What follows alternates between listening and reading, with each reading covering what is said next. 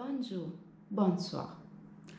If I tell you that these words I just said are good morning and good evening in this month's language of the month, what kind of language do you think of?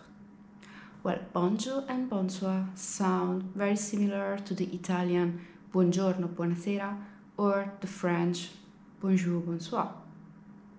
But then I'll tell you something more. Good afternoon is nafsinari tayyib.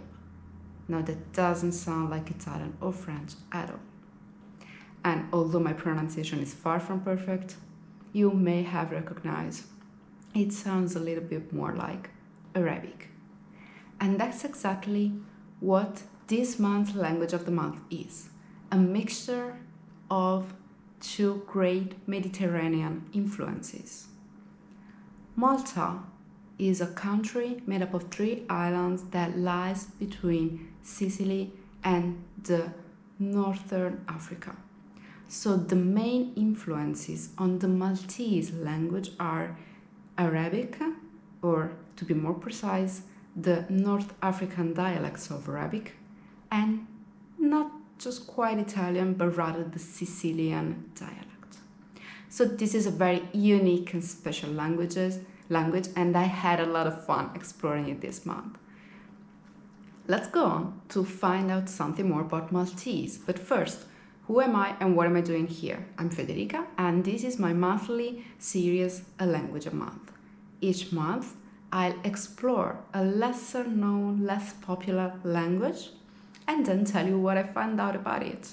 If you're interested in languages, language learning, I suggest you check my Substack and consider subscribing for free to have more details and fun facts and information about my journey with languages. So, back to Maltese. What can we say about Maltese? Well, it's the only Semitic language. Semitic languages are languages like Hebrew or Arabic that uses the Latin alphabet. Although some of the letters in the alphabet are pronounced differently than we do in English or Italian, the Y is absent, and there are some additional special characters. But overall, this is a quite phonetic language, which means that it is pronounced closely to the way it is written. What else? The grammar structure is similar to Arabic rather than to Romance languages. So for instance, we don't have grammar cases like we have in German, for example, but we have a different way of conjugating verbs. For instance, if you want to conjugate the present tense of verbs in Italian or French and German, you'll change the suffix, the terminal part of the word. Instead, in Maltese, what you change is the first letter of the verb. So these are some unusual and unique characteristics. The vocabulary is largely close to both Italian, especially Sicilian dialect, and Arabic.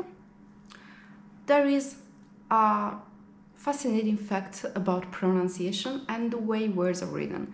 Some consonants have a dot on them. This little dot above a letter tells you that you have to pronounce it like a soft consonant, whereas without the dot, you'll pronounce it as a hard consonant. For instance, a G without the dot is pronounced G, as in gold. But if you see a G with a dot above, then you'll have to pronounce it as J, as in bonjour. Now, I hope that all of this made you curious and eager to learn more about Maltese and about all the other fascinating languages. And if you're interested in learning something more or in more resources about the language, please check my Substack. You'll find the link in the description. So just to wrap it up, Maltese is the right language for you if you're interested in Italian and Arabic. If you have the chance to go to Malta, now you don't have to worry about learning the language if you're just going there for a short holiday, because Maltese has 2 official languages, both Maltese and English, as it was a British colony.